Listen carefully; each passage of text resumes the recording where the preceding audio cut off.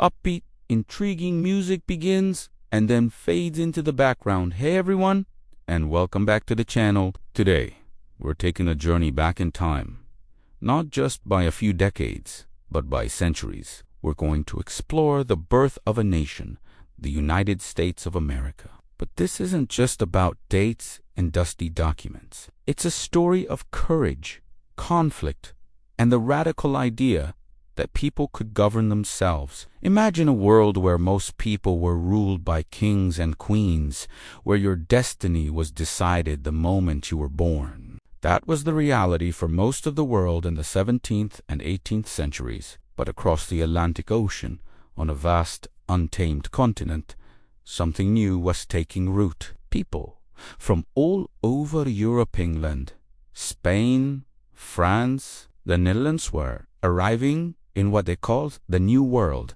each seeking something different. Some sought religious freedom, others chased rumors of gold and riches, and many just wanted a piece of land to call their own and a chance at a better life. These early settlements were tough. Think of Jamestown, founded in 1607. The first settlers faced starvation, disease, and conflict with the native populations who had lived there for thousands of years. It was a brutal, unforgiving environment.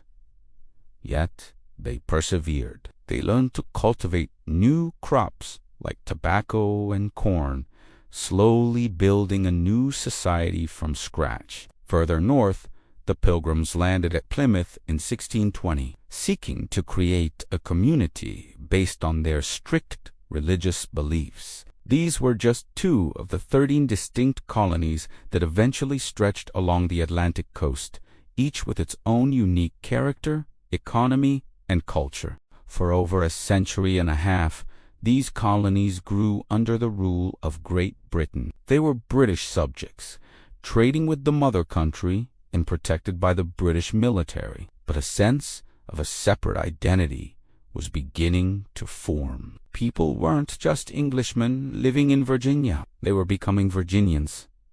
They weren't just British subjects in Massachusetts. They were becoming Massachusettsans. They were Americans. This growing sense of a unique identity was the quiet, fertile ground where the seeds of revolution would be sown. The turning point came after the French and Indian War, which ended in 1763. It was a massive, expensive conflict for Britain. To pay off the war debt, the British Parliament decided to impose new taxes on the American colonies. This might seem reasonable from London's perspective, but for the colonists, it was an outrage. For generations, they had managed their own local taxes through their own elected assemblies. Now, a parliament thousands of miles away, in which they had no representatives, was taxing them directly. This led to the famous cry, "No taxation without representation." It started with the Stamp Act in 1765, which taxed everything from newspapers to playing cards. Protests erupted across the colonies. People refused to buy British goods, and groups like the Sons of Liberty organized resistance. While Britain eventually repealed the Stamp Act, they kept trying to assert their authority with new taxes, like the tax on tea. This tension boiled over on a cold night in 1770 with a Boston massacre, where British soldiers fired into a crowd of protesters. Then came the Boston Tea Party in 1773, where colonists, disguised as Native Americans, dumped an entire shipment of British tea into the harbor. Britain's response was harsh. They passed what the colonists called the Intolerable Acts, closing the port of Boston and stripping Massachusetts of its self-government. This was the final straw. Instead of isolating Massachusetts, these punitive measures united the colonies in opposition. In 1774, delegates from 12 of the 13 colonies gathered in Philadelphia for the First Continental Congress. They weren't calling for independence just yet. They were still hoping for a peaceful resolution, but they were organized and determined to defend their rights. The spark that ignited the flame of war came on April 19, 1775. British troops marched from Boston to Concord to seize a colonial weapons cache. They were met by local Minutemen at Lexington Green. Someone fired a shot to this day. No one knows who, and the shot heard round the world started the American Revolutionary War. The war was a daunting task for the colonists. They were facing the most powerful military on earth. Their army, the Continental Army, was a ragtag collection of farmers and merchants, poorly equipped and often unpaid. They were led by a Virginian planter named George Washington, whose greatest strength wasn't necessarily his military genius, but his incredible perseverance and his ability to hold the army together through the darkest of times, like the brutal winter at Valley Forge. As the war raged on, the idea of simply fighting for their rights as Englishmen evolved into the radical demand for complete independence. The brilliant writer Thomas Paine captured this sentiment in his pamphlet Common Sense, which argued powerfully and simply that it was absurd for a continent to be ruled by a tiny island. His words spread like wildfire. On July 4th, 1776, the Second Continental Congress adopted one of the most important documents in human history, the Declaration of Independence, primarily written by Thomas Jefferson. It declared that the colonies were now free and independent states. But it did more than that. It laid out a philosophy of human liberty, stating that all men are created equal and have the right to life, liberty, and the pursuit of happiness. This was a revolutionary idea that would inspire people around the world for generations to come. Of course, declaring independence was one thing. Winning it was another. The war was long and difficult, with devastating losses and miraculous victories. A crucial turning point came in 1777 with the American victory at the Battle of Saratoga. This convinced France, Britain's old rival, to officially enter the war on the American side. French money, ships, and soldiers were absolutely vital to the final victory. The war finally culminated in 1781 at the Battle of Yorktown. Surrounded by American and French forces on land and a French fleet at sea, the British general Cornwallis was forced to surrender his entire army. The fighting was over. The impossible had happened. A band of colonial rebels had defeated a global superpower. With the war won, the new nation faced perhaps an even greater challenge. How to govern itself. Their first attempt. The Articles of Confederation created a very weak central government, and the country was falling apart. So, in 1787, the nation's leaders, including Washington, James Madison, Benjamin Franklin, and Alexander Hamilton, gathered once again in Philadelphia. Their goal was to fix the Articles, but they ended up doing something far more ambitious.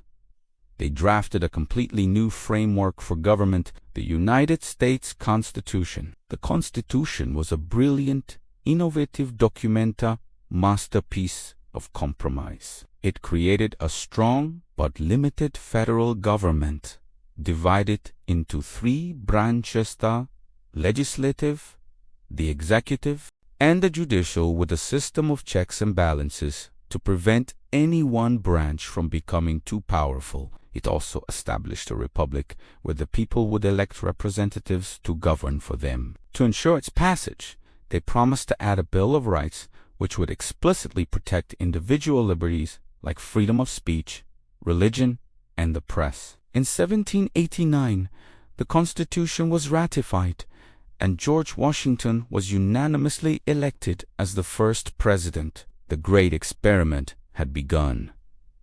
The United States of America was no longer just an idea. It was a reality.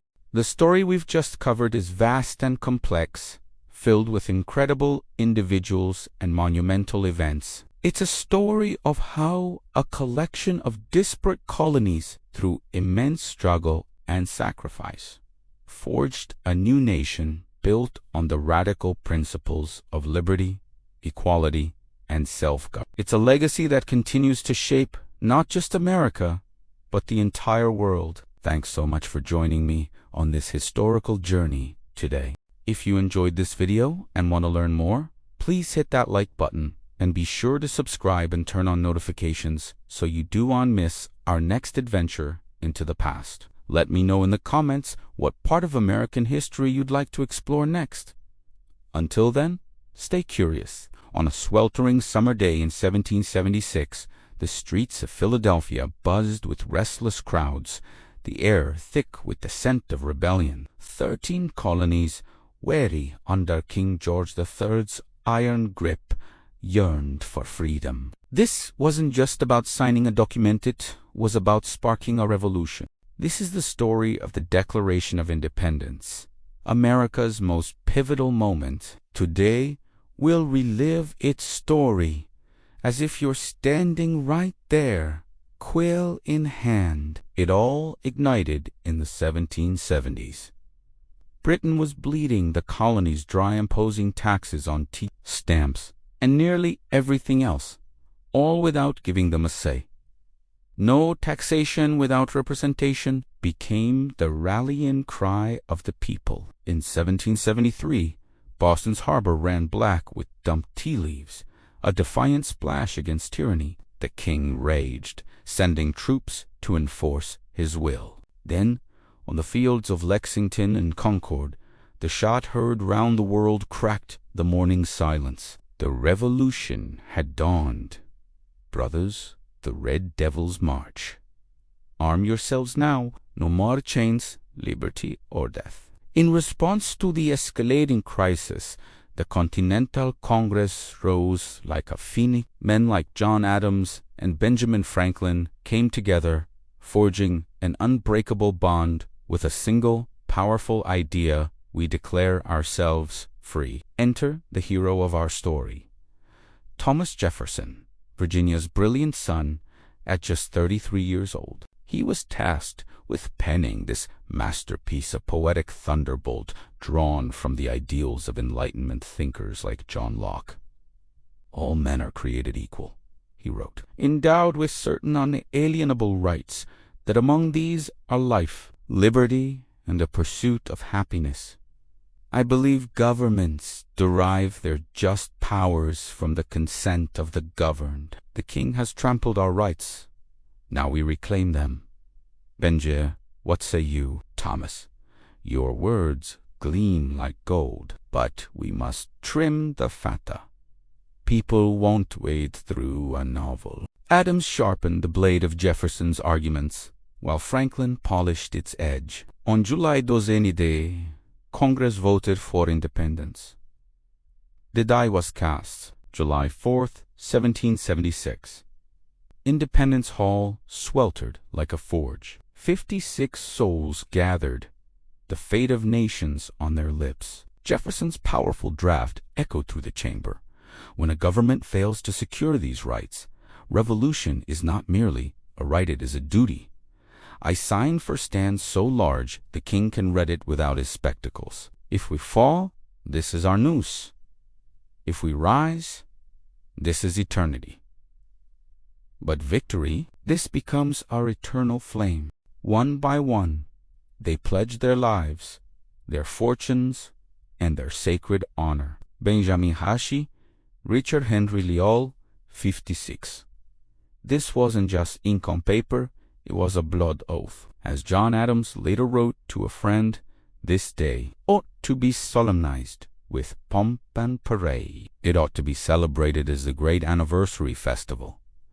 This declaration didn't just ignite a war, it lit the world ablaze. Nations across the globe, from France to India to Africa, drew breath from its fire. Today, its words still whisper a vital truth: freedom isn't free. It's forged in the crucible of struggle. Jefferson's vision of equality endures, yet the dream still demands our fight. The torch now passes to you. What will you build? Happy Independence Day every day. If this story moved you, please like and share this video. The information presented is sourced from the U.S. National Archives. Thank you for watching.